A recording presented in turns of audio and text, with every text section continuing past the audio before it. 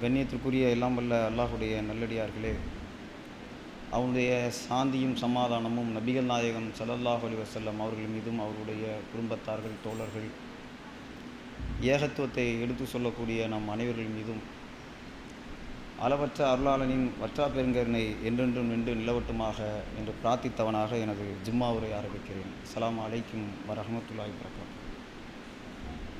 கண்ணியத்திற்குரியவர்களே, அல்லாஹ் மனித சமுதாயத்தை படைத்திருப்பதனுடைய நோக்கமே தன்னை வணங்க வேண்டும் என்பதற்காக என்று அல்லாஹ் திருமறையிலே சொல்லி காட்டுகிறான். அல்லாஹ்வை வணங்குவதற்காக படைக்கப்பட்ட மனித இனம் பூமியிலே எவ்வாறு வாழ வேண்டும் என்கிற வழிமுறையை கற்றுத்தருவதற்காகவும், மனித சமுதாயம் தீமையின்பால் செல்கிற போதெல்லாம் அச்சமூட்டி எச்சரிக்கை செய்து நல்வழிப்படுத்திடவும் அல்லாஹ் பல்வேறு காலகட்டங்களில் இறை தூதர்களை அனுப்பி வைத்திருக்கிறான். நபிகள் நாயகம் ஸல்லல்லாஹு அலைஹி வஸல்லம் அவர்கள் அல்லாஹுடைய இறுதி தூதர் என்பதை நாம் எல்லாம் ஏற்று இத்தூய இஸ்லாமிய மார்க்கத்தை பின்பற்றி வருகிறோம். அல்ஹம்துலில்லாஹ். கண்ணியத்திற்குரியவர்களே, இஸ்லாமிய மார்க்கம்தான் மனிதகுலம் பின்பற்றத்தக்க ஒரு மார்க்கமாக இருக்கிறது. மனிதகுலம் சந்திக்கிற எல்லா பிரச்சனைகளுக்கும் தீர்வை சொல்லித்தருகிற மார்க்கமாகவும் இருக்கிறது. அப்படிப்பட்ட இஸ்லாமிய மார்க்கம் பல்வேறு போதனைகளை மனிதகுலத்திற்கு கற்றுத்தந்திருக்கிறது. அதில் அல்லாஹ் இந்த அடியார்கள் மீது அவனுடைய கருணையை பற்றியும், இந்த மனிதர்கள் மீது இறைவன் பொழிகிற அருளை பற்றியும் நபிகள் நாயகம் ஸல்லல்லாஹு அலைஹி வஸல்லம் அவர்கள் நிறைய நமக்கு சொல்லி தந்திருக்கிறார்கள். ஆனால் மனிதர்களில் பெரும்பாலானவர்கள் இறைவனுடைய அருளில் நம்பிக்கை இழந்தவர்களாக, இறைவனுடைய கருணையின மீது இல்லாமல் போகிவிட்டது என்பதாக கருதுகிறார்கள். உண்மையிலே இறைவன் மனிதர்கள் மீது மிகப்பெரிய கருணையாளனாக இருக்கிறான். அல்லாஹ் திருமறை குர்ஆனிலே சொல்லி காட்டுகிற பொழுது மனிதர்கள் மீது அன்பு செலுத்துவதை, கருணை புரிவதை அல்லாஹ் தன் மீது கடமையாக்கி கொண்டான் என்று அல்லாஹ் சொல்லுகிறான். இன்னும் சில இடங்களிலே அல்லாஹ் சொல்கிறான், இறைவனுடைய அருளின் மீது நீங்கள் நம்பிக்கை இழந்து விடாதீர்கள் என்று சொல்கிறான். அப்போ இந்த திருமறை குர்ஆனுடைய வசனத்தின் வழியாக நாம் புரிந்து கொள்ள வேண்டிய செய்தி என்னவென்றால், இறைவன் நமக்கு அருள் புரிகிறான், ஆனால் அந்த அருள் நமக்கு தெரியாது. அவன் நமக்கு அருள் புரியவில்லை என்று இறைவனுடைய அருளில் நீங்கள் நம்பிக்கை இழந்தவர்களாக நீங்கள் வாழ்ந்து விடாதீர்கள். நான் உங்கள் மீது அருள் புரிந்து கொண்டிருக்கிறேன், உங்கள் மீது என்னுடைய கருணை இருந்து கொண்டிருக்கிறது என்பதை அல்லாஹ் சூசகமாக நமக்கு சொல்லி காட்டுகிறான். இந்த உலகத்தில் நமக்கு எத்தகைய துன்பம் ஏற்பட்டாலும், எந்த கஷ்டங்கள் நம்மை அடைந்தாலும், நாம் இறைவனுக்கு நன்றி செலுத்தக்கூடியவர்களாகவும், இறைவனுடைய அருள் மீது நம்பிக்கை இழக்காதவர்களாகவும், இறைவனுக்கு நன்றி செலுத்துகிற மனிதர்களாகவும் வாழ வேண்டும் என்பதை திருமறை குர்ஆன் நமக்கு கற்றுத்தருகிறது. 16வது அத்தியாயம் 78வது வசனத்திலே அல்லாஹ் சொல்லி காட்டுகிறான், மனிதர்களிடத்தில் நீங்கள் நன்றி செலுத்துவதற்காக செவிகளையும் பார்வையையும் உள்ளங்களையும் நாம் உங்களுக்கு ஏற்படுத்தினோம். அல்லாஹ் நமக்கு இந்த செவியையும் உள்ளத்தையும் பார்வையை நமக்கு அல்லாஹ் தந்திருப்பதே இறைவனுக்கு நாம் நன்றி செலுத்துவதற்கு என்று அல்லாஹ் சொல்கிறான். ஆனால் மனிதர்கள் இறைவனுக்கு நன்றி செலுத்துவதற்கு வைக்கப்பட்டிருக்கிற அளவுகள் என்னவென்றால், அவனுக்கு ஏற்படுகிற துன்பத்தை இறைவன் நீக்கினால் அப்போ தான் அவன் நன்றி செலுத்துகிற மனிதனாக இருக்கிறான். இன்னும் சில பேர் அந்த நன்றியை கூட மறந்துவிட்டு துன்பம் ஏற்படுகிற நிலையில்தான் இறைவனை நினைப்பார்கள், இறைவனிடத்திலே துதிப்பார்களே ஒழிய, அந்த துன்பம் நீக்கப்பட்ட பிறகு அவன் இறைவனுக்கு நன்றி செலுத்தாத அடியானாக மாறிவிடுகிறான். ஆனால் அப்படி இருக்கக்கூடாது. எந்த துன்பம் நமக்கு ஏற்பட்டாலும் அல்லாஹுடைய அருளில் நம்பிக்கை இழக்காதவர்களாக, இறைவனுக்கு நன்றி செலுத்தக்கூடிய அடியானாக இந்த உலகத்திலே நாம் வாழ வேண்டும் என்பதைத்தான் அல்லாஹ் நம்மிடத்திலே எதிர்பார்க்கிறான் என்பதை நாம் புரிந்து கொள்ள வேண்டும். முதலில் நபிகள் நாயகம் ஸல்லல்லாஹு அலைஹி வஸல்லம் அவர்கள் சொல்கிறார்கள், மூமின்களுடைய உள்ளம் எப்படி இருக்க வேண்டும், ஒரு முஸ்லிமுக்கு எவ்வளவு கஷ்டம் ஏற்பட்டாலும், துன்பம் ஏற்பட்டாலும் அவனுடைய உள்ளம் எப்படி இருக்க வேண்டும் என்பதை நபிகள் நாயகம் ஸல்லல்லாஹு அலைஹி வஸல்லம் அவர்கள் ஒரு உவமை வழியாக சொல்லி காட்டினார்கள். அதாவது ரசூல் ஸல்லல்லாஹு அலைஹி வஸல்லம் அவர்கள் சொல்கிறார்கள், இப்படி ஒரு மரம் இருக்கிறது என்று தன்னுடைய தோழர்களிடத்திலே சொல்கிறார்கள். இப்படி ஒரு மரம் இருக்குது. எப்படி? இலையுதிர் காலம் ஏற்படுகிற நேரத்தில் கூட, அந்த காலத்தில் கூட எல்லா மரங்களும் என்ன செய்யும்? இலையுதிர் காலத்தில் இலைகள் எல்லாம் கொட்டி போய் வெறும் அந்த மரம் மட்டும்தான் நிற்கும். அந்த மரத்தினுடைய கிளைகள் மட்டும்தான் இருக்கும், அங்கே இலைகளே இருக்காது. அந்த மாதிரி இலையுதிர் காலம் ஏற்படும்ல. ஆனால் இந்த மரத்திற்கு இலையுதிர் காலம் ஏற்படுகிற பொழுது கூட அதனுடைய இலைகள் அது விழுவதில்லை என்று ரசூல் ஸல்லல்லாஹு அலைஹி வஸல்லம் அவர்கள் அப்படி ஒரு மரம் இருக்குது, அந்த மரம் என்ன அப்படின்னு சொல்லுங்கன்னு சஹாபாக்களை பார்த்து கேட்கிறார்கள். அப்படி சொல்லிவிட்டு சொல்கிறார்கள், இது மூமின்களுக்கு ஒரு ஊமையாக இருக்கிறது என்று ரசூல் ஸல்லல்லாஹு அலைஹி வஸல்லம் அவர்கள் சொல்கிறார்கள். அப்போ அங்கே இருந்த மக்களுடைய தோழர்களுடைய எண்ணங்கள் எல்லாம் நாட்டு மரங்கள் இருக்குல்ல, அது என்ன மரமாக இருக்கும்? அது கருவ மரமாக இருக்குமா, வேப்ப மரமாக இருக்குமா, பூவரச மரமாக இருக்குமா, இப்படி இந்த மாதிரி நாட்டு மரங்களை நோக்கி அவர்களுடைய கவனங்கள் திரும்புகிறது. அங்கே ஒரு நபித்தோழர் இப்னு உமர் ரலியல்லாஹு அன்ஹு அவர்கள் சொல்கிறார்கள், எனக்கு பேரீச்ச மரம் அப்படி என்று எனக்கு தோணிச்சு, ஆனால் அங்கே சொல்கிறதுக்கு நான் வெக்கப்பட்டுக்கிட்டு இருந்துட்டேன். அப்புறம் தோழர்கள் எல்லாம் நபிகள் நாயகம் ஸல்லல்லாஹு அலைஹி வஸல்லம் அவர்களிடத்தில் கேட்டார்கள், அல்லாஹ்வுடைய தூதரே அந்த மரம் என்ன என்று கேட்டார்கள். நபிகள் நாயகம் ஸல்லல்லாஹு அலைஹி வஸல்லம் அவர்கள் சொன்னார்கள், அது பேரித்த மரம் என்று சொன்னார்கள். அப்போ பேரிச்ச மரத்துக்கு இலையுதிர் காலம்னு ஒன்று இருக்குதா? அது கிடையாது. அது இலையுதிர் காலத்தில் அதனுடைய இலைகள் எல்லாம் முதிர்வதில்லை. இப்படி ஒரு மூமின்களுடைய பண்பை பற்றி ரசூல் ஸல்லல்லாஹு அலைஹி வஸல்லம் அவர்கள் ஊமையாக சொல்கிறார்கள். எந்த கஷ்டமான காலம் ஏற்பட்டாலும் அவர்கள் துவந்து விடாமல் இருக்க வேண்டும், அவருடைய உள்ளம் தளர்ந்து விடாமல் இருக்க வேண்டும் என்பதை நபிகள் நாயகம் ஸல்லல்லாஹு அலைஹி வஸல்லம் அவர்கள் சொல்கிறார்கள். ஆனால் மனிதர்கள் எப்படி நினைக்கிறார்கள்? ஒரு சின்ன சின்ன விஷயங்களுக்கெல்லாம் கூட துவண்டு விடுகிறார்கள். ஒரு கஷ்டம் ஏற்பட்டுட்டு அவர்கள் மனதை விட்டு விடுகிறார்கள். உடனே அவர்களுடைய எண்ணங்கள் எல்லாம் தற்கொலையை நோக்கி சென்று விடுகிறது.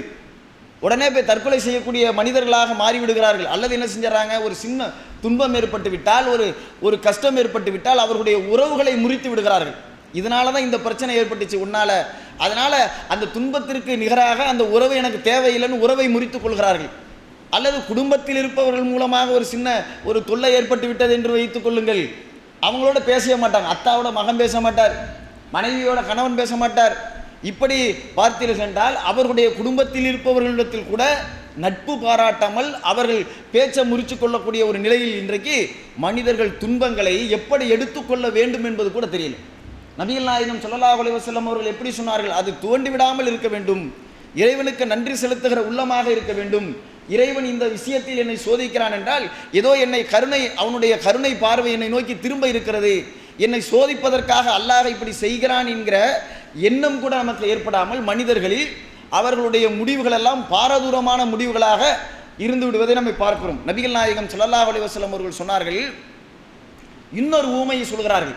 இந்த மாதிரி ஒரு துன்பம் ஏற்படுகிற பொழுது இந்த மாதிரி மனிதர்களுடைய நிலை இருக்கணும். எப்படி இருக்கணும்?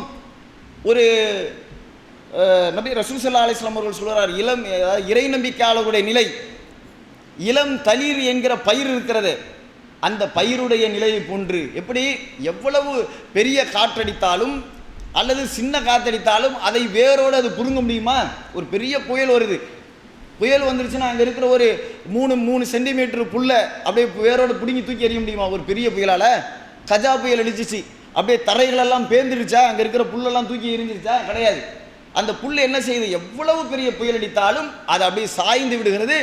பிறகு நேரம் கடந்த பிறகு மீண்டும் அது எழுந்து நின்று விடுகிறது, பழைய நிலைக்கு திரும்பிடுது. இப்படி இறை நம்பிக்கையாளர்களுடைய உள்ளங்கள் இருக்க வேண்டும் என்று ரசூல் ஸல்லல்லாஹு அலைஹி வஸல்லம் அவர்கள் அதற்கு இளம் தளிர் பயிர் இருக்கிறதே அதை ஊமையாக சொல்லிவிட்டார்கள். சொல்லிவிட்டு நபிகள் நாயகம் ஸல்லல்லாஹு அலைஹி வஸல்லம் அவர்கள் சொன்னார்கள், நயவஞ்சகருடைய நிலை எப்படின்னா தேவதாரு மரத்தை போன்றது. அந்த மரம் எப்படி? பூமியிலே ஆழ வேர்களை பதிந்திருக்கும், ஆனால் அதனுடைய காற்றுகள் பெரும் புயல் காற்றுகள் வீசிவிட்டதென்றால் அதனுடைய வேரோடு அந்த மரங்கள் சாய்ந்து பித்து எரியப்படும், பூமியில் அப்படி தூக்கி வீசிட்டு போயிடும். அப்படி இருக்கும் என்றார்கள். அப்போ எந்த கஷ்டம் ஏற்பட்டாலும் இந்த பயிர்களை மூமின்களுக்கு ஒப்பிட்டு சொன்னார்களே, அது மாதிரி பழைய நிலைக்கு நம்ம திரும்பிடணும். இதிலே நம்ம இருந்துட மாட்டோம், அல்லாஹ் நம்மை இது போன்ற கஷ்டத்திலே நம்மளை வைத்து விட மாட்டான் என்கிற மனநிலையில் நாம் வாழ வேண்டும். ரசூலுல்லாஹ் அப்படி ஒரு இஸ்லாமிய மார்க்கத்தை கடைபிடிக்கிற நம்மிடத்தில் இந்த மாதிரியான தெளிவான பார்வைகள் நம்மிடத்தில் இருக்கிறதா? கிடையாது. இன்னும் சொல்வதாக இருந்தால் அல்லாஹ் நமக்கு துன்பங்களை தருகிறான் என்றால் மூமின்கள் அதை எப்படி திரும்ப பார்க்கணும்? இந்த துன்பத்தின் வழியாக அல்லாஹ் என்னை சோதிக்கிறான் என்பதாக நாம் புரிந்து கொள்ள வேண்டும். அல்லாஹ் நம்மளை கஷ்டப்படுத்துறான்னு நம்ம புரிஞ்சுக்க கூடாது. அல்லாஹ் என்னை கஷ்டப்படுத்துறதுக்காக தான் இந்த துன்பத்தை தந்திருக்கிறான் அப்படின்னு புரிந்து கொள்ளக்கூடாது. அல்லாஹ் எப்படி திருமறை நபிகள் நாயகம் ஸல்லல்லாஹு அலைஹி வஸல்லம் அவர்கள் சொல்லுகிறார்கள், புகாரில பதிவு செய்யப்பட்ட செய்தி இது. நபிகள் நாயகம் ஸல்லல்லாஹு அலைஹி வஸல்லம் அவர்கள் சொல்லுகிறார்கள், அல்லாஹ் யாருக்கு நன்மையை நாடுகிறானோ, நலம் நாடுகிறானோ, ஒரு நன்மையை அவருக்கு வழங்க இருக்கிறானோ, அவரை அல்லாஹ் துன்பத்தின் மூலமாக அவனை சோதிப்பான். அல்லாஹ் அவனை என்ன செய்வான்? சோதனைகளை கொண்டு சோதிப்பான் அல்லாஹ். அப்போ அவனுக்கு ஒரு சோதனை ஏற்படுகிறது என்றால் அல்லாஹ் எனக்கு ஏதோ ஒரு நலம் நாடுகிறான் என்று மூமீன்கள் புரிந்து கொள்ள வேண்டும். ஆனால் மூமீன்களுடைய பார்வை எப்படி இருக்கிறது? இறைவனை புரிந்து கொள்வதில், இறைவன் யார் என்பதை அறிந்து கொள்வதில் மூமீன்களுடைய புரிதல் எப்படி இருக்கிறது? தனக்கு இறைவன் செய்திருக்கிற அந்த அருள் என்பதை முஸ்லிம்கள் எப்படி புரிந்து வைத்திருக்கிறார்கள்? மனிதர்களில் பெரும்பாலானவர்கள் எப்படி புரிந்து வைத்திருக்கிறார்கள்? நாம் எதை இறைவனிடத்தில் கேட்கிறோமோ அது நேரடியாக நமக்கு கிடைத்து விட்டால் இறைவன் நமக்கு கருணை செய்து விட்டான். ஒரு 2 வீலர் கேட்கிறார் ஒருத்தர், உடனே அல்லாஹ் அதை கொடுத்துட்டான். அல்லாஹ் எனக்கு கருணை செஞ்சு, நான் கேட்டுக்கிட்டே இருந்தேன் அல்லாட்ட, உடனே கொடுத்துட்டான். ஒருத்தர் வீடு கட்டணுங்கிறார், உடனே டக்குன்னு அல்லாஹ் அவருக்கான வாய்ப்பை ஏற்படுத்திட்டான், வீடு கட்டிட்டார். உடனே அல்லாஹ் என்னுடைய பிரார்த்தனை ஏற்றுக்கொண்டார், அல்லாஹ் எனக்கு அருள் செய்து விட்டான் என்று ஒரு மனிதன் இறைவனுடைய அருளை இப்படி புரிந்து கொள்கிறான். இறைவனுடைய அருளை எப்படி புரிந்து கொள்ள வேண்டும்? நபிகள் நாயகம் ஸல்லல்லாஹு அலைஹி வஸல்லம் அவர்கள் சொல்கிறார்கள், யாருக்கு அல்லாஹ் நன்மையை நாடுகிறானோ அவனை அல்லாஹ் சோதிப்பான்.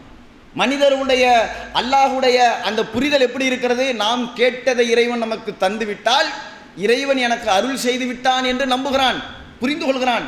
நான் கேட்டதை இறைவன் நமக்கு தரவில்லை என்றால் அல்லாஹ் எனக்கு அருள் செய்யவில்லை என்று இறைவன் புரிந்து கொள்கிறான். இறைவனை முதலில் நாம் புரிந்து கொள்ள வேண்டும். இறைவன் மனிதர்களுக்கு மறைமுகமான எத்தனையோ அருள்களை நமக்கு செய்து கொண்டிருக்கிறான். நம்ம எப்படி புரிஞ்சுக்கிறோம்? நம்ம கேட்டதை அல்லாஹ் கண்ணு முன்னாடி கொண்டு வந்து நிறுத்தினாதான் எனக்கு இறைவன் அருள் செய்ததாக நாம் புரிந்து கொள்கிறோமே. அல்லாஹ் மறைமுகமாக எத்தனை அருள்களை நமக்கு இறைவன் மறைமுகமாக செய்து கொண்டிருக்கிறான். புரிந்து கொள்ளுங்கள். நமக்கு ஒவ்வொன்றாக நீங்கள் சிந்தித்து பார்த்தால் இறைவன் இவ்வளவு அருளை எனக்கு புரிந்திருக்கிறானா, இவ்வளவு கருணையை எனக்கு அல்லாஹ் புரிந்திருக்கிறானா, இவ்வளவு எனக்கு வசதி வாய்ப்புகளை இல்லை அல்லாஹ் இதன் வழியாக ஏற்படுத்தி இருக்கிறானா, நான் இதை அருளாகவே கருதவே இல்லையே, இதன் வழியாகத்தான் எனக்கு இவ்வளவு இன்பங்களும் இந்த உலகத்தில் கிடைத்ததா, இதன் வழியாகத்தான் இறைவன் எனக்கு இவ்வளவு நன்மைகளையும் எனக்கு வைத்திருந்தானா என்கிற அருளை கூட மறைமுகமாக இறைவன் வைத்திருப்பான். புரிந்து கொள்ளுங்கள். இப்போ நம்ம இறைவனுடைய அருளை நம்ம கேட்டதை நினைக்கிறோம்ல, நமக்கு 2 கைகளை அல்லாஹ் தந்திருக்கான். இதை யாராவது அருள் நம்ம நினைப்போமா? அப்படி நம்ம நினைச்சிருக்கோமா? ஒரு காலத்திலேயாவது இறைவன் நமக்கு 2 கண்களை தந்திருக்கிறானே, இந்த கண்கள் இறைவன் வழங்கிய அருள் என்று நம்ம நினைத்திருக்கிறோமா? இந்த 2 கண், 2 கால்கள் நமக்கு வழங்கப்பட்டிருக்கிறது, இது இறைவன் நமக்கு வழங்கியிருக்கிற அருள் என்று என்னைக்காவது ஒரு நாளைக்கு இது அருள் என்று நாம் புரிந்து வைத்திருப்போமா? நல்ல நிலையில் சுவாசிக்கிறோம், நோயற்ற வாழ்க்கையை நாம் வாழ்கிறோம் என்றால் அந்த நோயற்ற வாழ்க்கை இறைவன் தந்த அருள் என்று புரிந்து வைத்திருப்போம். இறைவனுடைய அருளை புரிந்து கொள்வதற்கு இப்படி புரிந்து வைத்திருக்கிறோமா? மருத்துவமனைகளில் போய் பாருங்கள், இறைவன் நமக்கு செய்திருக்கிற அருள் என்ன என்பதை நாம் புரிந்து கொள்வதற்கு மருத்துவமனையிலே போய் சென்று பார்த்தீர்கள் என்றால் அங்கு அவ்வளவு நோயாளிகள் வருவார்கள். யார் அவங்கெல்லாம்? நம்மளை மாதிரி நேற்று வரைக்கும் நடந்தவர், நம்மளை மாதிரி நேற்று வரைக்கும் வீட்டில் இருந்தவர், மனைவி பிள்ளைகளோடு இருந்தவர், இன்னைக்கு உடம்பு சரியில்லை. என்னங்க உடம்பு சரியில்லை? மூச்சு விட முடியலங்கிறார். கொண்டு வந்து ஐசியூவில் வச்சிடறாங்க. அவருக்கு ஆக்சிஜன் வச்சாலும் சுவாசிக்க முடியும்னு டாக்டர் சொல்லிடுறார். ஒரு நாளைக்கு 2000 ரூபாய்க்கு அவருக்கு ஆக்சிஜன் வச்சு சுவாசத்துக்கான அந்த செலவினங்கள் நடத்தப்படுகிறது. ஆக்சிஜனுக்கு மட்டும் நம்ம வீட்டில் 8 பேர் இருக்கிறோம். 16,000 ரூபா நம்ம இன்னைக்கு ஆக்சிஜன் சுவாசிப்பதற்காக செலவழித்தோமா? இன்னைக்கு நான் கேட்குறேன், நேற்று செலவழித்தோமா? 16,000 ரூபா. 10,000 ரூபா செலவழித்தோமா? 5 பேர் இருந்தாக்கா, 4 பேர் இருந்தால் 8,000 ரூபா செலவு பண்ண, ஒரு நாளைக்கு 8,000 ரூபா செலவு பண்ண முடியுமா நம்மளால? எத்தனை நாட்கள் ஆக்சிஜனும் ஃப்ரீயாக எல்லாம் கொடுத்துருக்க, இது அருள் என்று நாம் நினைத்தோமா? மருத்துவமனையில் போய் படுத்து கிடக்காமல், அங்கே போய் பணத்தை கட்டாமல், அல்லாஹ் நம் குடும்பத்தாரோடு நம்முடைய ஊரில் தெருவில் உறவினர்களோடு வாழ வைத்து எந்த செலவும் இல்லாமல் ஆக்சிஜன் கொடுத்துக்கிட்டு இருக்கானே, இதுதான் இறைவன் எனக்கு செஞ்ச அருள் என்று இறைவனுடைய அருளை நாம் புரிந்து கொண்டோமா? புரிந்து கொள்ளுங்கள். இறைவனுடைய அருள் என்பதை ஒருவன் எப்பொழுது புரிந்து கொள்வான் தெரியுமா? அந்த நெருக்கடியான கட்டத்தில் நிறுத்தப்படுகிற பொழுதுதான், இவ்வளவு காலம் அல்லாஹ் செஞ்சது எனக்கு அருள் தானா, இவ்வளவு காலம் அல்லாஹ் எனக்கு செய்திருக்கிற மிகப்பெரிய கருணையா, அந்த வாழ்க்கை கருணை என்பதை ஒரு மனிதன் புரிந்து கொள்வான். நம்ம இன்னைக்கு குடும்பத்தோடு வாழ்கிறோமே, இப்படி வாழ்வது இறைவன் வழங்கிய மிகப்பெரிய அருள் என்று நாம் புரிந்து வைத்திருக்கிறோமா? ரொம்ப பெரிய, நீங்கள் நம்ம நினைக்கிறோம் அல்லாஹ்வுடைய அருளில் தூரமாக இருக்கிறோம், நம்பிக்கை இழந்து விடாதீர்கள் என்று அல்லாஹ் சொல்கிறான். நான் உங்களுக்கு அருள் செய்து கொண்டிருக்கிறேன், என்னுடைய அருள் மறைமுகமான அருள் உங்களுக்கு தெரியாது, அந்த அருளை புரிந்து கொள்கிற அளவுக்கான அறிவு உங்களிடத்தில் நீங்கள் அப்படி சிந்தித்தீர்கள் என்றால் புரியும். நம்மளால் அப்படி சிந்திக்கிறதே இல்லை. நம்முடைய அறிவை எல்லாம் வேற வகையில் பயன்படுத்துவோமே ஒழிய இறைவனை அறிந்து கொள்வதில் புரிந்து கொள்வதில் பயன்படுத்துகிறோமா? குடும்பத்தோடு இன்னைக்கு வாழ்கிறோமேங்க, இது எவ்வளவு பெரிய அருள் தெரியுமா? வெளிநாடுகளில் இருப்பவர்களிடத்தில் கேட்டு பாருங்கள். அவர்கள் சொல்லுவார்கள், என்னையா பெரிய லட்சம், இந்த காசை வச்சு திங்க முடியுமா? குடும்பத்தோடு வாழ்கிற ஒரு வாழ்க்கை இருக்குதே, அந்த வாழ்க்கை கிடைக்கணுமாப்பா, எங்களால் முடியலைன்னு தான் நாங்கள் வெளிநாட்டில் வந்து இப்படி கிடக்கிறோம். ஆனால் உங்களுக்கெல்லாம் எல்லாம் இப்படி ஒரு வாழ்க்கையை ஏற்படுத்தியிருக்கேன், அது பெரிய அருள், நன்றி செலுத்துங்க. பாங்க, லட்ச லட்சமாக சம்பாதித்தாலும் அவருடைய உள்ளம் எதை நாடுகிறது? சில ஆயிரங்களை இங்கே சம்பாதித்தால் கூட குடும்பத்தோடு சம்பாதிப்பு இருப்பதற்கான வாய்ப்பு ஒருவனுக்கு வழங்கப்படுகிறது. அந்த வாய்ப்பை இறைவன் வழங்கியிருக்கிறானே, இது இவனுக்கு இறைவன் செய்த பெரிய அருள், நிம்மதியான வாழ்க்கை. மனைவியை பார்க்குறான், பிள்ளையை பார்க்குறான், தாயை பார்க்குறான், தந்தையை பார்க்குறான், அக்கா தங்கச்சியை பார்க்குறான், நல்லது கெட்டதுக்கு போயிட்டு வர்றான், ஊர் உறவில் இருக்கிறவங்கள தெருவாசிகளை எல்லாம் பார்க்குறான், அன்னன்னைக்கு நடக்கிற அப்டேட்டை நிகழ்காலத்தில் அறிந்து கொள்கிறான். அங்கே செய்தியாக தான் நம்ம பார்க்க முடியும், அங்கே சொல்லப்படுகிற தகவலின் அடிப்படை தான் தெரிந்து கொள்ள முடியும். நம்ம அகதி மாதிரி, அதாவது இன்னும் சொல்லுவா வெளிநாட்டினுடைய வாழ்க்கை என்னன்னா பரோலில் வர்ற மாதிரி தான், புரிந்து கொள்ளுங்கள். அது பெரிய பெருமைக்குரிய வாழ்க்கையெல்லாம் கிடையாது. குடும்பத்தை, மனைவியை, பிள்ளைகளை பிரிந்து வாழ்வது ஒரு பெரிய மகிழ்ச்சியான வாழ்க்கையா? பரோல் வாழ்க்கை தான். ஒருத்தர் 10 வருஷம் வெளிநாட்டில் இருக்கிறாரு, குடும்பத்தில் எவ்வளோ காலம் வாழ்ந்திருப்பாரு? ஒரு வருஷத்துக்கு 1 மாதம் லீவ். அந்த வாழ்க்கையெல்லாம் ஒழிச்சு கட்டணும், நம்ம அதற்காக பாடுபடணும், அது வேறு விஷயம். இருந்தாலும் இறைவனுடைய அருளை நீங்கள் புரிந்து கொள்ளுங்கள். வருஷத்துக்கு 1 மாதம் லீவு, 2 வருஷம் இருக்கிறான், 2 மாதம் லீவுக்கு வருவார். அப்போ வருஷத்துக்கு 1 மாதம், 2 வருஷத்துக்கு 2 மாதம் லீவு, 10 வருஷம் இருந்தாலும் 10 மாதம் தான் இங்கே இந்த உலகத்தில் அவர் பிள்ளைகளோடு வாழ்கிறார், மனைவியோடு வாழ்கிறார், குடும்பத்தோடு வாழ்கிறார். 10 வருஷம் போயிட்டு 10 மாதம், அவ்வளோதான். இது ஒரு வாழ்க்கையாது? ஒருவன் சிறையில் இருந்து எப்படி பரோலில் வருவானோ, ஒரு ஆண்டுக்கு 1 மாத காலம் லீவில் வருவானோ, விடுப்பு எடுத்துட்டு வருவானோ, அந்த மாதிரி ஒரு வாழ்க்கை. அப்போ உள்ளூரில் இருப்பவர்களுக்கு இறைவன் வழங்கி இருக்கிற அருளை உணர்ந்து கொள்ள முடியவில்லை, வெளிநாட்டில் இருப்பவர்கள் உணர்ந்து கொள்கிறார்கள். இது மாதிரி ஒரு வாழ்க்கை நமக்கு கிடைக்காத. நினைத்து பாருங்கள், அகதிகளாக இன்றைக்கு நம்மை துரத்தி விட்டால், சிஏஏ சட்டம் இன்னைக்கு அமுல்படுத்தப்பட்டு விட்டது, யாருக்கெல்லாம் அந்த குடியுரிமை இல்லையோ அவர்களெல்லாம் அகதி முகாமுக்கு செல்லுங்கள் என்று அரசாங்கம் அறிவித்து விட்டால், இந்த கணம் அறிவித்து விட்டால், அவன் இருக்கிறதெல்லாம் எதுவும் எடுக்க முடியாது. இருக்கிறத கையில் துணிமணி போடுறதுக்கு ஒரு 4 துணிமணி, ஒரு ட்ரெஸ்ஸு, தேவையான சோப்பு, இது மாதிரியான உபகரணங்களை எடுத்துகிட்டு போயிட்டே இருக்க வேண்டியதான். நேற்று வரைக்கும் என்னுடைய நிலம் என்று சொன்னவன் நிலத்தை தூக்கிட்டு போக முடியாது, என்னோட வீடுன்னு சொன்னவன் வீட்டை தூக்கிட்டு போக முடியாது, என்னுடைய வாகனம் என்று சொன்னவன் வாகனங்களை தூக்கிட்டு போக முடியாது. இது என்னுடைய பரம்பரை சொத்துன்னு அந்த சொத்தை தூக்கிட முடியாது. அரசாங்கம் தருகிற இடத்தில் போய் அவன் போய் அங்கே இருக்கணும், குடியிருக்கணும். அகதி முகாமிலே தள்ளப்படுபவர்களுடைய நிலைமை என்ன நினச்சி பாருங்க. எவ்வளோ பெரிய அழகான ஒரு வாழ்க்கை. ஒரு நாடு கடந்து அகதிகளாக வெளியேறுகிறார்களே தன்னுடைய சொந்த நாட்டை விட்டு, அவர்களுடைய நிலைமையை எண்ணி பாருங்கள். ஒரு யூடியூப்பில் ஒரு வீடியோ வருகிறது, குடும்பத்தோடு அழைச்சிக்கிட்டு ஒரு அம்மா நடந்து போகுது, குடும்பத்தையோட பேரம்பேத்தி பிள்ளைகளெல்லாம் அழைத்து கொண்டு ஒரு அம்மா வண்டியில் போகுது. அப்படி கூட்டம் கூட்டமாக போகிறாங்க. ஒருத்தர் நின்று ஒரு சாதாரண ஒரு ரொட்டியை கொடுக்குறார், கோதுமை ரொட்டியை எடுத்து அப்படியே கையில் எடுத்துருந்தாங்கன்னு கொடுக்குறாரு. அந்த ரொட்டியை அந்த அம்மா வாங்கும்பொழுது அதனுடைய கண்களிலிருந்து தாரை தாரையாக கண்ணீர் விடுகிறது. அது அவருடைய உள்ளத்தில் இருக்கிற அந்த வேதனையும் வலியும் குமுறலும் அந்த ரொட்டியை கொடுத்த உடனே அப்படியே கண்ணீராக அது மலன்னு கொட்டுது. அப்படியே கொஞ்சம் கொஞ்சமாக பிச்சு அந்த குழந்தைங்களுக்கு கொடுக்கு. தனக்கும் கொஞ்சம் பண்ண பசிக்குது, உணவு இல்லை, சொந்த வீட்டை விட்டுட்டு, சொந்த சொத்து சுகங்களை விட்டு, உறவினர்களை விட்டு, இருக்கிற இடத்த விட்டுட்டு அகதியாக எங்கே போய் இருக்க போகிறோம், எப்படி இருக்க போகிறோன்னு தெரியலேன்னு போகக்கூடிய ஒரு மனிதனுடைய உள்ளம் எப்படி இருக்கும்? நமக்குன்னு ஒரு வீடு, நமக்குன்னு ஒரு சொந்தம், நமக்குன்னு ஒரு தெருவுன்னு இருந்துச்சு, அதுக்குள்ளே இருக்கிறதுக்கான வாய்ப்பு வழங்கப்பட்ட அதை விட ஒரு பெரிய அருள் என்ன நினச்சிருப்பானே. அந்த நிலையில் நாம் தள்ளப்பட்டிருக்கிறோமா? அப்படி இருக்கிறோமா? நம்ம அது மாதிரி ஒரு வாழ்க்கையை நாம் அனுபவித்திருக்கிறோமா? குடும்பத்தில் ஒரு போர்க்களத்தில் எத்தனையோ பேர்கள் கொல்லப்பட்டவர்கள் இருக்கிறார்கள். சின்ன பிள்ளைங்க தாய் தந்தையெல்லாம் இழந்து விட்டு அவர்களை போன்ற ஒரு அனாதையாக நிறுத்தப்படுகிற நிலையில் நாம் இருக்கிறோமா?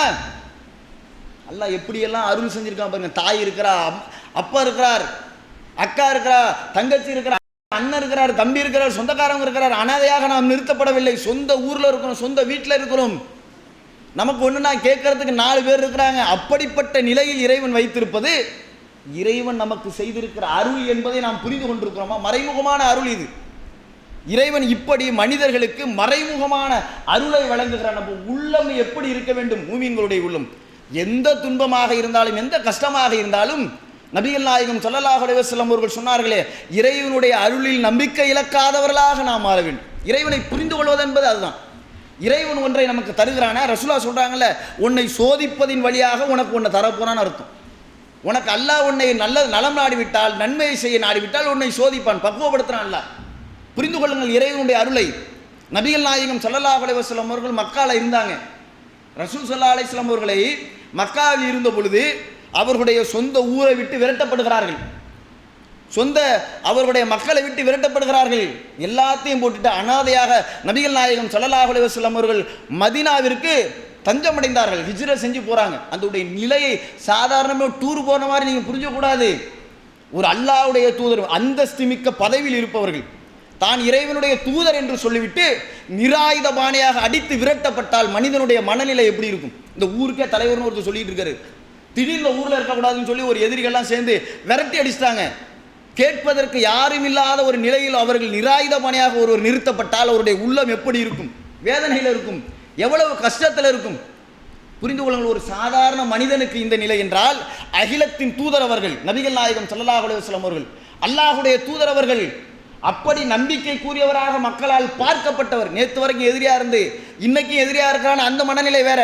நேற்று வரைக்கும் நண்பனாக என்னை பார்த்தவன், நேற்று வரைக்கும் நான் சொன்னதை முழுமையாக நம்பியவன், நேற்று வரைக்கும் என்னை அவன் நல்லவனாக ஏற்றுக்கொண்டவன், அப்படிப்பட்ட ஒருவன் இன்னைக்கு இந்த ஊரில் இருக்கக்கூடாது எனக்கு எதிராக மாறி இருக்கிறார்கள். யார் இவங்கெல்லாம்? எவ்வளவு நலம் நாடி இருக்கிறேன் இவங்களுக்கு, நல்லது செஞ்சிருக்கிறேன் இவங்களுக்கு. என்னை பார்த்து நல்ல பிள்ளைன்னு சொன்னவங்கலாம் இன்னைக்கு அல்லாஹ்வை வணங்குங்க, நான் தூதர்னு சொன்ன இப்படி கோபம் கொப்பளிக்கிறது அவர்களுக்கு. என்னை கொலை செய்கிற அளவுக்கு அவங்க வர்றாங்க. அப்படி எப்படி அவங்களுடைய உள்ளமெல்லாம் துடிச்சிருக்கும்? சொந்த ஊரை விட்டு போகும்பொழுது ஒரு இறை தூதரை விரட்டுகிறார்களே, சாதாரண மனிதர் அல்ல, அல்லாஹ்வுடைய தூதராகிய என்னை விரட்டுகிறார்கள் என்பது எப்படி அவர்களுடைய உள்ளம் துடித்திருக்கும்? அந்த இடத்தை யோசிச்சு பாருங்க. அல்லாஹ்வுடைய அருளை இப்போ புரிந்து கொள்ள முடியுமா? அந்த இடத்துல ரசூலுல்லாஹ் சொன்னாங்க, அல்லாஹ் நம்ம எல்லாவற்றிற்கும் இறைவன் இருக்கிறான், புரிந்து கொள்ள வேண்டும். ஒரு காரியத்தை புரிந்து கொள்கிற மனப்பக்குவம் மூமின்களுக்கு ஏற்பட வேண்டும். அதில் தான் இறைவனுடைய அருள் இருக்குது. சோதனை தான். அப்படி விரட்டப்பட்டார்களே, அந்த எதிரிகள் நினைத்திருப்பார்களா, இந்த முகமது இதோ போய் சென்று விட்டார், இந்த பூமியிலிருந்து விரட்டி விட்டோம் அவரை, அவ்வளவுதான் அவருடைய சகாப்தம் முடிந்து விட்டது என்று அவர்கள் நினைத்திருப்பார்கள். உண்மைகளே நினைத்து பார்த்திருப்பார்களா? அவரை கிட்டத்தட்ட 1400 ஆண்டுகள் கடந்த பிறகும் கூட கோடிக்கணக்கான மக்கள் அந்த முகமது நபியை பின்பற்றுவார்கள். அப்படி ஒரு கூட்டம் இருக்கு, கோடிக்கணக்கான கூட்டம். அவருடைய ஒவ்வொரு செயலையும் அங்கீகரிப்பார்கள், பின்பற்றுவார்கள், அணுவணுவாக பின்பற்றுவார்கள். அவருடைய கொள்கையை முழங்குவார்கள், உலகம் முழுவதும் எடுத்துரைப்பார்கள், பிரச்சாரம் செய்வார்கள். அப்படி ஒரு கூட்டம் உருவாகும் என்று அவர்கள் எதிரிகள் நினைத்து பார்த்திருப்பார்களா? இந்த முகமதை துரத்தி விட்டோம், இதோ நாம் மரணிப்பதற்கு முன்பாகவே நம்மை ஆளுகிற மன்னராக வந்து நிற்பார் என்று அவர்கள் நினைத்திருப்பார்களா? இதோ இந்த முகமதை விரட்டி விட்டோம், நாம் விரட்டிய இந்த பூமியிலேயே இந்த முகமது வந்து நமக்கு கண் முன்னாக வந்து நிற்பார், ஒன்றும் செய்ய முடியாதவர்களாக நாம் மாறி நிற்போம் என்று நினைத்திருப்பார்களா? அல்லாஹ் மாற்றி காட்டணும். அப்படிதானே வந்தாங்க ரசூலுல்லாஹ். திரும்பி மீண்டும் அந்த மக்காவுடைய நகரத்திற்கு நபிகள் நாயகம் ஸல்லல்லாஹு அலைஹி வஸல்லம் அவர்கள் வருகிற பொழுது எதிரிகள் எல்லாம் அப்படியே கூனி குறுகி நின்றார்கள். முகமது ஏதாவது நம்மளை செஞ்சிருவாரோ அப்படின்னு பயந்து நின்றார்கள். அல்லாஹ்வுடைய தூதர் அப்படியெல்லாம் செய்யவே இல்லை, எல்லாரையும் மன்னிச்சாங்க, யாரையும் அவர்கள் துன்புறுத்தவில்லை. ரத்தம் சிந்தாமல் அந்த பூமியை தனக்கானதாக மாற்றினார்கள். எவ்வளவு அதிகாரம் பெற்றவர்களாக மாறினார்கள். இந்த ஹிஜ்ரத் செய்ததுனால தானே. ஹிஜ்ரத் இல்லைன்னா நடந்திருக்குமா இது? அங்கே போய் மன்னராக இருப்பாங்களா? அவங்களுக்கான ஒரு படைப்பட்டாளத்தை திரட்டி இருப்பார்களா? ஆட்சி அதிகாரம் அவர்களுக்கு கிடைத்திருக்குமா? அப்போ நம்ம நமக்கு அல்லாஹ் ரசூலுல்லாஹ் எப்படி நம்மளை போயிட்டோமே நினைச்சிருந்தாலும் அல்லாஹ் நமக்கு நலம் நாடுகிறான் என்கிற உள்ளத்தில் இறைவன் மீதான உறுதியான நம்பிக்கை இருந்தது. அல்லாஹ் அப்படிதான் நன்மை செஞ்சான். அப்படிதான் நம்ம எந்த கஷ்டம் வந்தாலும் எந்த சோதனைகள் வந்தாலும் தோழர்களை, இறைவனை நீங்கள் புரிந்து கொள்வதற்கு அல்லாஹ் உங்களுக்கு மறைமுகமான அருளைத்தான் செய்கிறான், இதில் ஏதோ நமக்கு நலம் நாடுகிறான் என்று நீங்கள் புரிந்து கொண்டு அந்த சோதனையிலே நீங்கள் பொறுமையை கடைபிடித்தால் இறைவன் உங்களுக்கு அதில் நன்மை ஏற்படுத்துவான். நபிகள் நாயகம் ஸல்லல்லாஹு அலைஹி வஸல்லம் அவர்கள் இப்படித்தான் சொல்லுகிறார்கள் ஒரு மூமீன்களை பற்றி. ஒரு மூமீன்களுடைய உள்ளத்தை, அவனுடைய நிலையை, அவனுடைய பண்பை பார்த்தால் எனக்கு ஆச்சரியம் அளிக்கிறது என்றார்கள். எப்படி ஆச்சரியம்? கதறிக்கிட்டு இங்கே அழுவுறது கிடையாது. ஒரு கஷ்டம் வந்துட்டுனா ஒரு மனுஷன் என்ன பண்ணுறான், அல்லாஹ் என்னை கைவிட்டுட்டான்பா, என்ன இப்படி போட்டு சோதிக்கிறான்ப்பா, என்னப்பா நான் கேட்டுக்கிட்டே இருக்கேன் தரவே மாட்டேங்கிறான்ப்பா அப்படின்னு ஒருத்தன் கதறானே, இதெல்லாம் கிடையாது. மூமீன்கள் இப்படி இருக்கவே கூடாது. என்றால் அல்லாஹ் நமக்கு கருணை புரிவதே கடமையாக்கி இருக்கிறான், அருள் புரிவதை தனக்கு கடமையாக்கி இருக்கிறான். எப்போ கொடுக்கணும் அவனுக்கு தெரியும். ஒரு குழந்தைய ஒரு தாய் பெற்றுவிட்டால் அந்த குழந்தைக்கு சாப்பாடு எப்போ கொடுக்கணும்னு தாய்க்கு தெரியாதா? அது சாப்பிட்ற காலத்தில் தான் சாப்பாடை கொடுக்க முடியும். பால் குடிக்கிற காலத்தில் சோத்தை கொடுத்தா, முழு சோத்தை கொடுத்தா, அப்போ அந்த குழந்தைக்கு எது செரிக்குமோ அதை தான் தாய் கொடுப்பா அந்த குழந்தைக்கு. அவளுக்கு தான் தெரியும். அல்லாஹ் அதை போன்று எதை இவனுக்கு எப்போ கொடுக்கணும், எப்போ ஒருவனுக்கு எதை வழங்க வேண்டும் என்பதை அல்லாஹ் அறிந்து வைத்திருக்கிறான். அதை கொடுப்பதற்கான பக்குவத்தை முதலில் நமக்கு தருவான் சோதிப்பதின் வழியாக. அதை கொடுப்பதற்கான அந்த மன உரையை நமக்கு ஏற்படுத்துவான். அதில் நீ பொறுமையாக கடைபிடிக்கிறாய் என்று நம்மை சோதித்து பார்ப்பான். புரிந்து கொள்ளுங்கள், ஒரு இறை தூதரை அல்லாஹ் ஜெயிலில் தூக்கி போட்டான். நமக்கெல்லாம் என்ன பெரிய சோதனை? நம்மெல்லாம் பெரிய பெரிய சோதனையிலே துவண்டு போனாலும் நம்ம நினச்சிக்கிட்டு இருக்கிறோமே. சாதாரணமாக ஒரு மதிப்பெண் குறைந்து விட்டால் குடும்பமே அழுகுறோம். சாதாரணமாக ஒரு தொழிலில் வருமானம் வரலைன்னா எல்லாரும் மனசை விட்டுறான். என்ன பெரிய கஷ்டம். இப்போ உழவி கொண்டிருக்கிறோம் உலகத்தில். ஒரு தொழிலே நஷ்டம் அடையிட்டோம், பிரச்சனை இல்லை. ஆனால் ஜெயிலில் போய் ஒரு 6 வருஷம் இருக்க முடியுமா? அதுக்கு உலகத்தில் 1 ரூபா சம்பாதிக்காமல் வீட்டில் வெறிஞ்சோறு தின்னுக்கிட்டால் கிடப்பானே நினப்பான ஒருத்தன். ஒருவனுக்கு கஷ்டம் ஏற்படுகிற பொழுது அதை விட ஒரு சாதாரணமாக இந்த உலகத்தில் நினைத்தானே அது கிடைத்தால் போதும் என்று நினைக்கிறான். இது கிடைச்சா போதுங்க. ஒருத்தவங்க வெளிநாடு போயிட்டான்னு வச்சுங்க, வெளிநாட்டில் போய் லட்சக்கணக்கில் ஒருத்தன் சம்பளம் வாங்க நினச்சிட்டு போகிறான். ஆனால் அவனை கொண்டு போய் ஜெயிலில் போட்டாங்க. அப்போ அவன் என்ன நினைப்பான்? 1 ரூபா கூட சம்பாதிக்கலான்னு பிரச்சனை இல்லை, என்னை ஊருக்கு அனுப்பிடுங்க. ஆனால் இங்கேருந்து போகும்போது கற்பனையோடு போயிருப்பான். அங்கே அவன் ஜெயிலில் போடலை, இப்போ வெளியில் சுற்றிக்கிட்டு நான் வேலை கிடைக்காம என்னையா வேலையாக கிடைக்கல. அப்போ அவனுடைய மனசு வேறு மாதிரி இருக்குது. நம்ம எப்பயுமே எதை புரிந்து கொள்ள வேண்டும் என்றால், நபிகள் நாயகம் ஸல்லல்லாஹு அலைஹி வஸல்லம் அவர்கள் சொல்கிறார்கள், இறைவனுடைய அருளில் நீங்கள் நம்பிக்கை இழக்காமல் இருப்பதற்கு அல்லாஹ்வுடைய தூதர் ஒரு மருந்தாக சொல்கிறார். உலகத்தில் நீங்கள் உங்களுக்கு கீழ் உள்ளவர்களை நீங்கள் பாருங்கள், முடிஞ்சிச்சு, அவ்வளோதான். அல்லாஹ் நமக்கு அருள் செஞ்சிருக்கிறானா இல்லையா? அத்தா மேலே கோவம் என்ன? அத்தா மேலே கோவம் ஏன்? அத்தாவே இல்லாமல் எவ்வளோ பேர் அனாதைகளாக அவன்கிட்ட போய் கேட்டுப்பார். அத்தா இருந்தால் என்ன ஒரு கொஞ்சம் சும்மா வாமான்னு சொன்னால் போதும், எனக்கு அவ்வளோ உள்ள கொடுந்துடும். எங்கள் அத்தா இல்லையே. காசு கோடிக்கணக்கில் வச்சிருக்கிறவன் சொல்லுவான், நான் கஷ்டப்படுற காலத்தில் எங்கள் அத்தா இருந்தார், இப்போ கோடிக்கணக்கில் காசு இருக்குது, எங்கள் அத்தாவுக்கு ஒரு உணவு கொடுப்பறதுக்கு நான் ஆசைப்படுறேன், எங்கள் அத்தா இல்லைம்மா. இருக்கும் பொழுது அதை நீங்கள் சரியான முறையில் பயன்படுத்த வேண்டும். மரியாதை கொடுக்கணும், மரியாதை கொடுக்கணும். அப்போ இல்லாதவர்களுடைய நிலையில் இருந்து நீங்கள் பாருங்கள். ரசூல் ஸல்லல்லாஹு அலைஹி வஸல்லம் அவர்கள் சொல்கிறார்கள், இறைவனுடைய அருளை நீங்கள் புரிந்து கொள்ள வேண்டும் என்றால் உங்களுக்கு கீழ் உள்ளவர்களை பாருங்கள். இறைவன் உங்களுக்கு செய்திருக்கிற அருளை புரியும். அத்தாவோட இருக்கே அருள், குடும்பத்தோட இருக்கே அருள், கொஞ்சமாக சம்பாதிச்சு நிம்மதியாக இருக்கிற அது அருள். உன்னை விட கடன்காரனை இப்போ இருக்கிறேன், நீ ஒரு 10 லட்சத்துக்கு கடன், அவனுக்கு எந்த கடன் இல்லை தானே, அதை அல்லாஹ் செஞ்சு அருள் நினச்சிட்டு போ. அது மாதிரி உலகத்தில் சுத்திரியில் ஜெயிலில் இருக்க இல்லை அல்லாஹ் செஞ்சு அருள் நினச்சிட்டு போ. இன்னும் புரிந்து கொள்வதாக இருந்தால், உலகத்தில் நமக்கு இறைவன் வழங்கி இருக்கிற இந்த உயிர் இருக்குத, இதுவே பெரிய அருள் தான். மரணத்தில் கூட நம்ம அதை படிக்கிறது இல்லை. இறைவன் நமக்கு வழங்கியிருக்கிற அருள் தான் இது.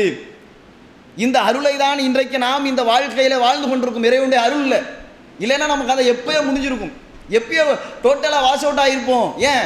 எத்தனையோ நபர்கள் நம்முடைய வயதிற்கு ஒத்தானவர்கள் இறந்திருக்கிறார்களா இல்லையா? அதே போல நம்முடைய உயிரை அல்லாஹ் கைப்பற்றி இருந்தால், அவர்களைப் போல நம்முடைய உயிரையும் அல்லாஹ் கைப்பற்றி இருந்தால், இந்த தொழுகையை நேரம் அமர்ந்திருக்க முடியுமா? குடும்பத்தில் உள்ளவங்களோட நம்மளால் பேச முடியுமா? நம்முடைய பிள்ளைகளிடத்தில், நம்முடைய தாய் தந்தையர் இடத்துல, நம்முடைய மனைவி இடத்துல பேச முடியுமா?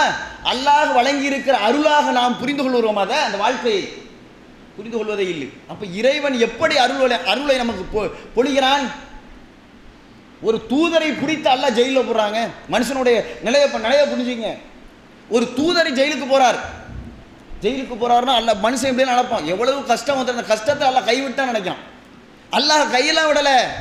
நீ சரியாக இருக்கிறாய், உன்னுடைய உள்ளம் சரியாக இருக்கிறதா, என் மீது நம்பிக்கை இழக்காத உள்ளமாக இருக்கிறதா என்பதை அல்லாஹ் டெஸ்ட் பண்ணுறான், சோதிக்கிறான். யூசுப் அலைஹிஸ்ஸலாம் அவர்கள் சிறைக்கு போகிறாங்க. அப்போ மனிதர்களை ஒரு தூதரே ஜெயிலுக்கு போயிட்டார், முடிஞ்சுதா அப்படின்னு நினச்சிருப்பான். ஆனால் அல்லாஹுடைய ஏற்பாடு எப்படி இருக்கிறது? சிறைக்கு சென்ற பிறகு அந்த நாட்டினுடைய நிதியமைச்சராக அவர்கள் வருகிறார்கள்.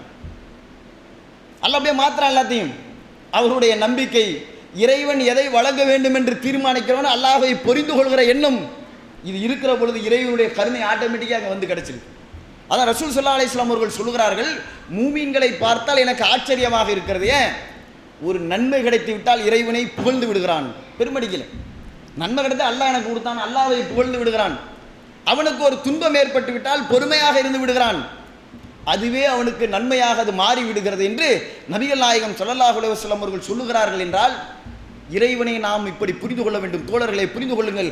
மறைமுகமான அருள் கோடிக்கணக்கில் அல்லாஹ் நமக்கு செய்து கொண்டிருக்கலாம். எப்படி தெரியுமா? ஒன்றை புரிந்து கொள்ளுங்கள். நபிகள் நாயகம் ஸல்லல்லாஹு அலைஹி வஸல்லம் அவர்கள் சொல்கிறார்கள், அதாவது மனிதர்கள் இறைவனிடத்திலே கேட்கிற எந்த பிரார்த்தனையையும் அல்லாஹ் ஏற்றுக்கொள்ளாமலே இருப்பதில்லை. நமக்கு இதை தான் அல்லாஹ் கொடுத்துட்டான், இதை கொடுக்கல நம்ம நினைக்கிறோம்ல, அதனால நம்ம நினைக்கிறோம் வீடு கேட்டுக்கிட்டே இருக்கிறேன், அல்லாஹ் எனக்கு வீடு கொடுக்கவே இல்லை. நான் 2 வீலர் கேட்டுக்கிட்டு இருக்கிறேன், அல்லாஹ் எனக்கு கொடுக்கவே இல்லை.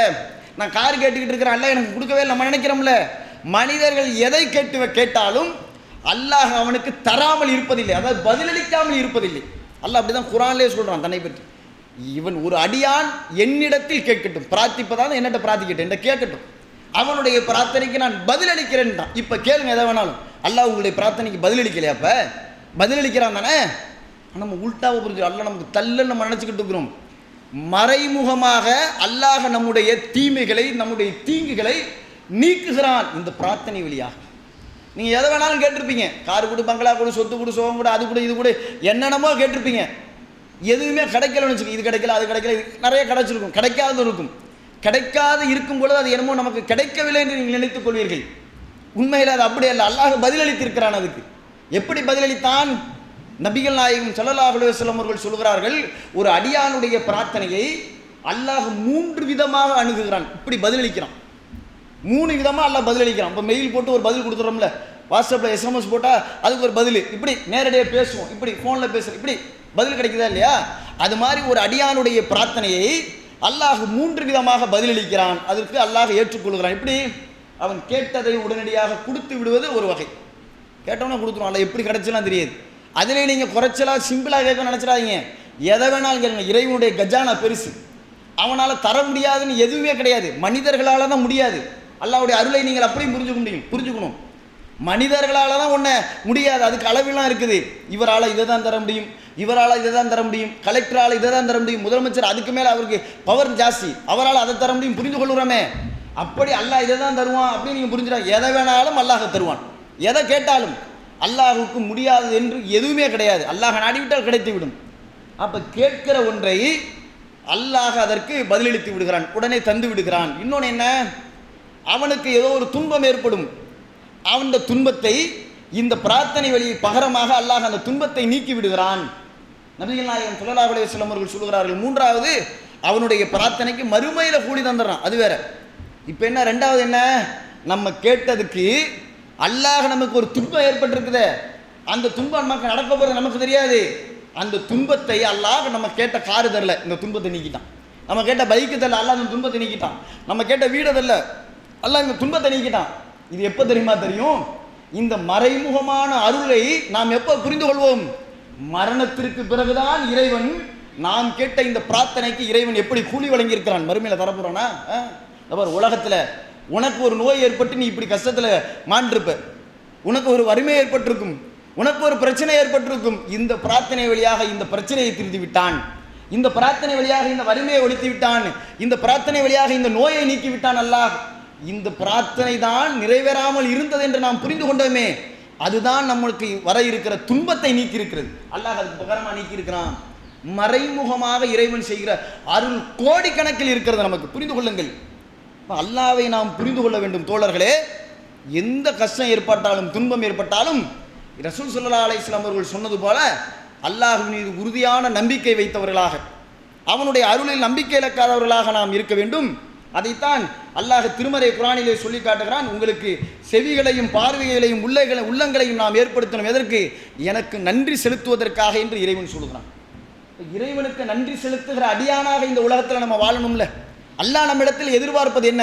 நீ போய் உண்டியல்ல போட்டு காசு போட்டு தொழுவுன்னு சொல்கிறான். அல்ல உனக்கு ஏதாவது ஒன்று வேணும்னா எனக்கு காசு கொடுன்னு சொல்கிறான். எதையும் அல்லாஹ் நம்ம இடத்தில் எதிர்பார்ப்பது எதை? அதிகபட்சமாக நீங்கள் புரிந்து கொள்வது கூட, இறைவனை புரிந்து கொள்வது கூட, அடுத்தவர்களுக்கு நீங்கள் செய்கிற உதவிதான் எனக்கு செய்கிற உதவின்னு அல்லாஹ் சொல்கிறான். கடன் கொடுத்தா அது அல்லாஹ்வுக்கு கடன் கொடுத்ததுங்கிறான். அவனுக்கு நீ பசியாத்தன எனக்கு பசியாத்தினது மாதிரிங்கிறான். அல்லாஹ் அடுத்தவர்களுக்கு செய்கிற எந்த உதவியும் தனக்கு அல்லாஹ் செய்ததாக அல்லாஹ் கருதுகிறான். அல்லாஹ் நம்மிடத்தில் எதை எதிர்பார்க்கிறான்? நன்றி எதிர்பார்க்கிறான். அவ்வளோதான். இறைவனுக்கு நன்றி செலுத்துகிற அடியானாக நாம் வாழ வேண்டும் என்பதைத்தான் அல்லாஹ் நம்மிடத்தில் எதிர்பார்க்கிறான். ஆனால் மனிதர்களை குறித்து அல்லாஹ் என்ன சொல்கிறான்? மனிதர்கள் நன்றி மறந்தவர்களாக இருக்கிறார்கள், நன்றி கட்டவனாக இருக்கிறான் மனுஷன். இப்போ எவ்வளவு கேவலமானவனாக இருப்பான் பாருங்க மனுஷன்.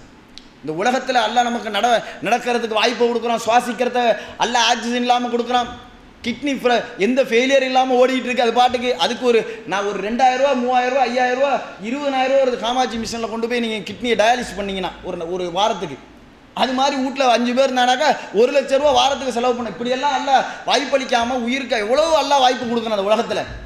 இதுக்கெல்லாம் நன்றி செலுத்தியிருக்கிறோமா? அல்லாஹ் செய்திருக்கிற இந்த அருளுக்கு நன்றி செலுத்தியிருக்கிறோமா? இந்த நன்றியைத்தான் அல்லாஹ் நம்மிடத்தில் எதிர்பார்க்கும். புரிந்து கொள்ளுங்கள் தோழர்களே. அப்போ இறைவனுக்கு நன்றி செலுத்துகிற அடியானாக நாம் மாற வேண்டும் என்பதை முதல்ல உள்ளத்தில் பதிய வைத்துக் கொள்ளுங்கள். அல்லாஹ் இந்த உலகத்தில் மட்டுமல்ல, மறுமையில் கூட மனிதர்களுக்கு மிகப்பெரிய அருளை புரிகிறான். பெரிய அருளுங்க. அதை இறைவனுடைய கருணையை உங்களால் அவனை நீங்கள் புரிந்து கொண்டால் அல்லாஹ்வுக்கு நன்றி செலுத்திக் கொண்ட எல்லா விஷயத்திலையும் அவ்வளவு கருணையாளன். அடியார்களை யாருக்கும் எந்த அநீதியும் இழைக்காதவன் இறைவன். இறைவனுக்கு துன்பம், இறைவன் மனிதர்களுக்கு துன்பம் தர வேண்டும் என்பதை நினைக்காதவன், விரும்பாதவன் இறைவன். மறுமை நாளில் கூட அல்லாஹ்வுடைய நீதி விசாரணை இருக்கிறதே, அதெல்லாம் முடிஞ்ச பிறகும் கூட மனிதர்களுக்கு தன்னுடைய அருளை பொழிகிறான். நீதி விசாரணையில் முடிஞ்சிருதுங்க மறுமையில். அல்லாஹ்வுடைய அருளை புரிந்து கொள்ளுங்கள். மறுமையினால நீதி விசாரணை முடிஞ்சிருச்சுன்னா அப்புறம் எங்க அருளுக்கு என்ன விஷயம் இருக்குது? அந்த நேரத்தில் கூட மனிதர்கள் மீதான அருளை அல்லாஹ் பொழிகிறான்னா, அதாவது அந்த சிராத்து பாலத்தை கடந்து சென்று விடுவார்கள். நரகத்து மேலே அந்த பாலம் இருக்கும், சிராத்து பாலம். அதை கடந்து சென்ற பிறகுதான் சொர்க்கத்துக்கு போக முடியும். அப்படி மனிதர்களை தன்னுடைய வெளிச்சத்தின் வழியாக செல்வார்கள். எப்படி போவாங்க? அவர்கள் இந்த உலகத்தில் செய்த நல்லறங்களுக்கு தகுந்த மாதிரி வெளிச்சம் ஏற்படும் அவர்களுக்கு. அந்த வெளிச்சத்தை வச்சு அவங்கவுங்க கொஞ்சம் அந்த வேகத்தை அவர்கள் அந்த பாலத்தை கடந்து செல்வார்கள். கடக்க முடியாமல் கீழே விழுந்துருவான். அப்படி கடந்து சென்ற பிறகு ஒரு சிறிய பாதை இருக்கும். அதை கடந்து சென்ற பிறகு தான் சொர்க்கத்துக்கு போக முடியும். ஆனால் அங்கே ஒரு கூட்டம் சொர்க்கத்துக்கு போகாமல் நிற்பார்கள்.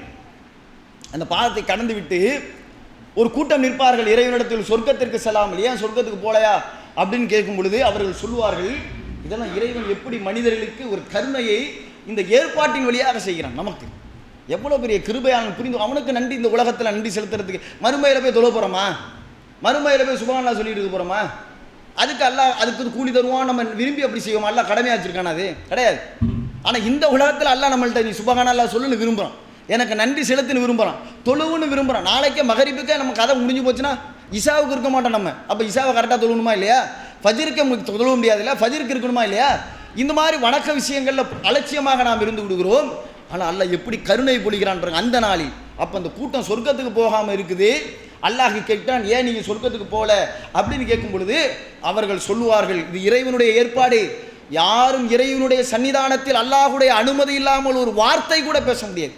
அவ்வளோ ஸ்ட்ரைட் ஃபார்வர்டாக இருப்பான்ல. அது அவ்வளவு அதிகாரம் அவனுக்கு இருக்குது. ஒரு கலெக்டருக்கு முன்னாடி போய் ஒரு வார்த்தை சொல்ல முடியுமா? உலகத்தினுடைய அனைத்து சத்தங்களும் அடங்கி இருக்கும், எல்லாமே அமைதியாக இருக்கும். அல்லாஹ்வுக்கு முன்னாடி ஒரு வார்த்தை சொல்வதற்கு அஞ்சு நடுங்கி நிற்பார்கள். இறைவனுடைய உத்தரவு வந்தால் தான் பேச முடியும். இதுவும் இறைவனுடைய ஏற்பாடு தான். அல்லாஹ் பேச வைக்கிறான், அங்கே அடியான அனுமதிக்கிறான். அப்போ அந்த அனுமதியை புரிந்து கொண்டு அவர்கள் கேட்பார்கள், இறைவா என்னோடு இந்த உலகத்தில் தொழுதார்கள், என்னோடு நல்லறம் செய்தார்கள், என்னோடு சேர்ந்து இவர்கள் நன்மை புரிந்தார்கள். இறைவா அவர்கள் நரகத்தில் கிடக்கிறார்கள், அவங்கள என்னோட அனுப்பிடுறாள். ஏன்னா நான் நன்மை செய்கிறதுக்கு காரணமாக இருந்தாங்க, தூண்டுனாங்க, என்னோடு சேர்ந்து பண்ணாங்க, அவங்களோடு சேர்ந்து நான் நின்றுக்கிட்டு இருந்தேன், அவர்களெல்லாம் கிடக்கிறார்கள். இறைவா அவர்களையும் அனுப்பிவிடு என்று இவர்கள் கேட்பார்கள். இவர்களுடைய பிரார்த்தனையை இறைவன் அங்கீகரித்து அந்த நரகத்தில் கையை விட்டு எடுக்க சொல்லுவான். யாரையெல்லாம் அல்லாஹ் அடையாளம் இடுகிறானோ அவர்கள் எடுத்து வெளியே போடுவார்கள். அல்லாஹ் அதுக்கப்புறம் ஒரு நீரில் மூழ்கி அவங்களுடைய உடலை எல்லாம் தூய்மைப்படுத்தி அல்லாஹ் அப்படியே அழகான ஃப்ரெஷ்ஷான உடல் மாதிரி ஆக்கி கொண்டு போய் அவர் சொர்க்கத்தை போயிடுவாங்க. இந்த பரிந்துரை செய்கிறார்களே, இது இந்த உலகத்தில் நல்லவர்களோடு அவர்கள் பழகியதின் காரணமாக. நீ நல்லவனோட பழகனில்ல, கெட்டவனோட ஒருத்தன் ஜாலிக்காக என்ஜாய் பண்ணுறதுக்காக பழகிட்டு இருக்கான், கெட்ட பேச்சு பேசுகிறான், கெட்ட விஷயத்தை செய்கிறான், கெட்டதை கற்றுக்கிறான், கெட்டதை கற்றுக் கொடுக்குறான், கெட்டதில் பொழுத போக்குறான், மகிழ்ச்சின்னு அவன் நினைக்கிறான். ஆனால் இவன் நல்லதில் இவனோடு சேர்ந்திருந்தான், நன்மையில் இவனோடு சேர்ந்திருந்தான், கெட்டதை அவன் விரும்பாமல் இருந்தான், தீமை செய்யாமல் இருந்தானே, அப்படி இவன் உன்னோடு தோழமை கொண்டதற்காக, நட்பு பாராட்டியதற்காக உனக்கு நான் செய்திருக்கிற அருள் என்ன தெரியுமா? இவன் சொர்க்கத்துக்கு போவான், உன்னை அழைச்சிட்டு போவான். பார் எவ்வளோ பெரிய அருளை பாருங்க. அல்லாஹ் இப்படி மறைமுகமான அநேக அருள்களை நமக்கு பொழிந்திருக்கிறான். இறைவனுடைய அருளை புரிந்து கொண்டவர்களாக இந்த உலகத்தில் அல்லாஹுக்கு நன்றி செலுத்துகிற நல்லடியார்களாக உங்களையும் என்னையும் எல்லாம் வல்ல அல்லாஹ் ஆக்கிடுவானாக.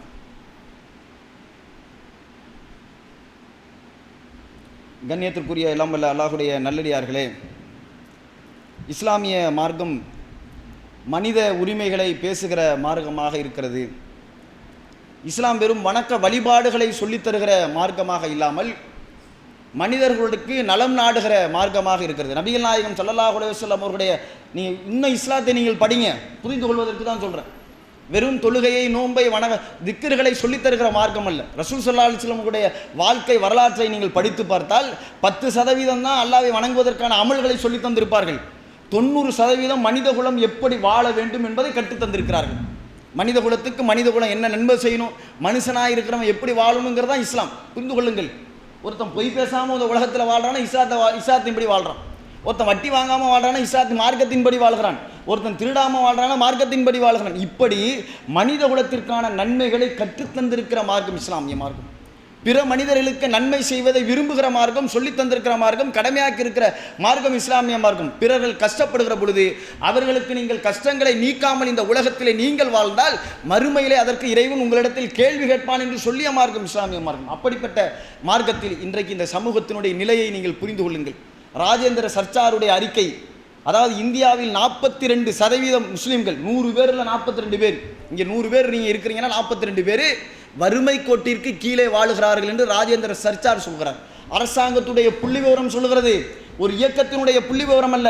200 பேர் இங்கே இருந்தீங்கன்னா 84 பேர் யாரு வறுமை கோட்டுக்கு கீழே இருக்கிறீர்கள் என்று அரசாங்கத்துடைய புள்ளி விவரம் சொல்கிறது. வறுமை கோட்டுனா என்னன்னு தெரியுமா?